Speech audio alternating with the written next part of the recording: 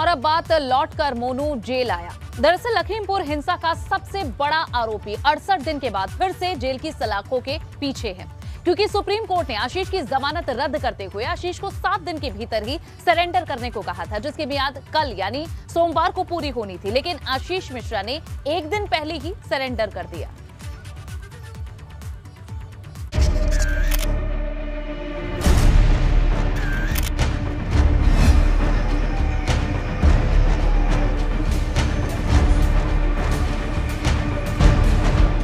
आशीष मिश्रा का सरेंडर, सोमवार को खत्म हो रही थी मोहलत।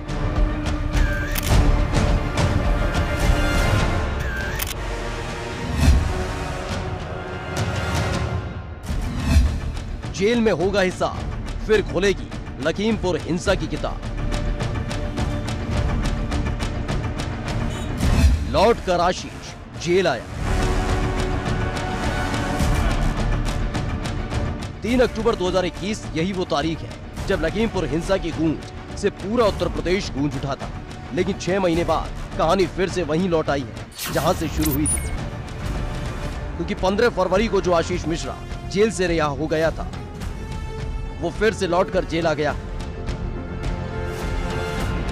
गौरतलब है कि 18 अप्रैल को सुप्रीम कोर्ट ने आशीष मिश्रा की जमानत को रद्द कर 7 दिन के भीतर सरेंडर करने को कहा था, जिसकी मियाद 25 अप्रैल को खत्म हो रही थी।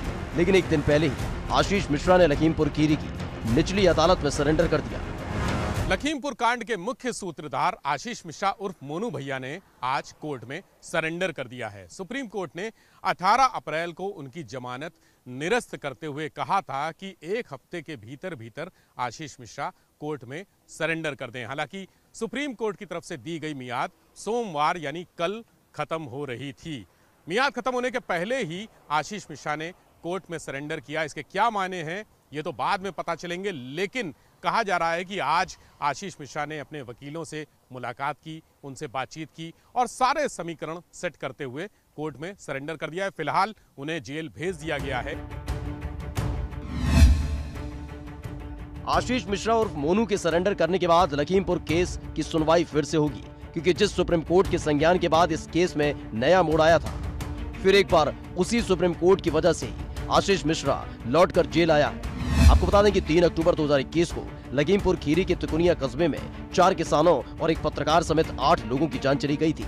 जांच टीम ने सीजेएम अदालत में मामले की जांच पूरी करते हुए 14 आरोपियों के खिलाफ आरोप पत्र दाखिल कर दिया था। इस मामले में मंत्री पुत्र आशीष मिश्रा मुख्य आरोपी है। आरोप है कि जिस थार से किसानों पर प्रहार किया वो आशीष मिश्रा की थी, बल्कि उस वक्त कार में आशीष मिश्रा भी मौजूद था।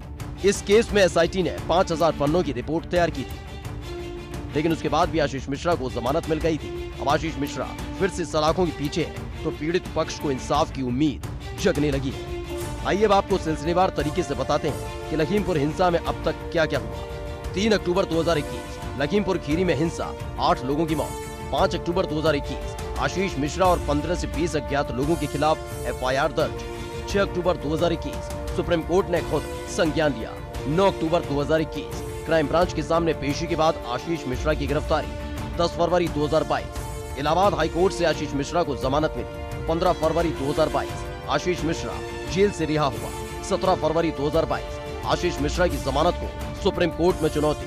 18 अप्रैल 2022 आशीष मिश्रा की जमानत रद्द। 24 अप्रैल 2022 आशीष मिश्रा का सरेंडर।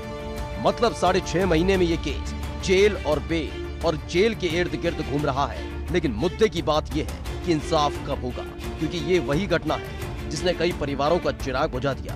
ये वही केस है जिसने कई मांगों का सिंदूर मिटा दिया। ये वही हिंसा है जिसने कई बच्चों को यतीम कर दिया। Bureau report, ABP Ganga.